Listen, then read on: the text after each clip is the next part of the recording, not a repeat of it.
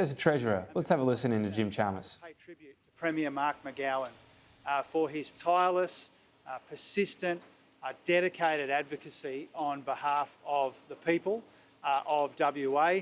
He is unwell today. We were hoping that he would be able to join us, but in his absence, can I say how much I appreciate personally and how much the Albanese government appreciates our ability to work really, really closely with Mark as Premier and as Treasurer of WA and his Cabinet, and Paul and his colleagues as well. What you're seeing today is what is possible when the federal government in Canberra and the state government here in WA work together to get the kinds of outcomes that I'm really proud to announce today. This is the biggest industrial undertaking in Australia's history, and Western Australia is absolutely front and centre. This means more investment, more jobs, more opportunities and a better future for this state. It's a game-changing investment in our national security, in our national economy and in the state of WA. And what this AUKUS announcement means today is an $8 billion investment over the decade in the future of Western Australia, its workers, its industries and its economy, which will create around 3,000 jobs, plus another 500 or so when it comes to SRF West, and I'll come to that in a moment. Now, TAFEs like this one and universities right around Australia will train the generations of workers that we need to get this job done. Now, today's announcement recognises the absolutely central role that WA plays in our national defence, and today's announcement means WA is even more foundational to the future of our defence forces in this country. There are four main elements of particular relevance to WA when it comes to the announcement today. First of all, we will upgrade the wharves, expand the maintenance, training and logistical capacity at HMAS Stirling. Secondly, there will be more and longer visits of American subs from this year and UK subs from 2026. Thirdly, Stirling will host rotations of US and UK subs from 2027 as part of Submarine Rotational Force West. SRF West will see rotations of the Americans and the Brits from 2027.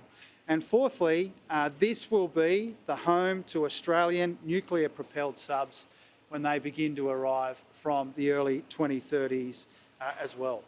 Now, this is a big investment that we're announcing today, but it has big returns as well. I talked about the $8 billion over 10 years in WA, $1 billion of that in the forward estimates, thousands of jobs for Western Australia and for the nation beyond. The forward estimate cost of the whole program is $9 billion over the forward estimates. That will be completely offset by defence, so that the combination of the $6 billion provision for the attack class plus $3 billion of additional offsets will mean that over the forward estimates, this plan that we announced today won't add to the deficits over the 4 years of the forward estimates. The 10-year cost is between $50 and $58 billion. Included or part of the offset for that will be the existing $24 billion provision for the attack class. Over the life of the project, it will cost an average of 0.15% of GDP, averaged over the life of the project until the middle 2050s. It's important to recognise, today is not a day for partisan politics, but it's important to recognise that what we've provisioned for in our budget is much more substantial than what our predecessors provisioned in theirs. The costs that we are estimating and announcing today include some of the costs that our predecessors did not provision for when it comes to sustainment, when it comes to training and some of the other important elements of the cost that we are talking about today. We're being upfront about the cost of this. Yes, it is an enormous investment, but it also will deliver enormous returns for our national security, our national economy, and here in Western Australia as well. This is a transformational moment for our national security, for our national economy, and for this state of WA. This will deepen and broaden our industrial base, and it will help create generations of prosperity and opportunities for more people in more parts of our country as well.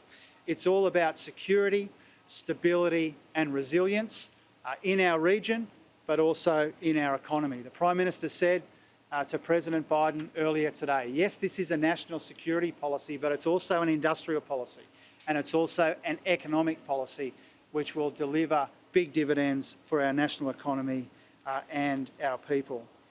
Now, these are uncertain times, and these are ambitious plans.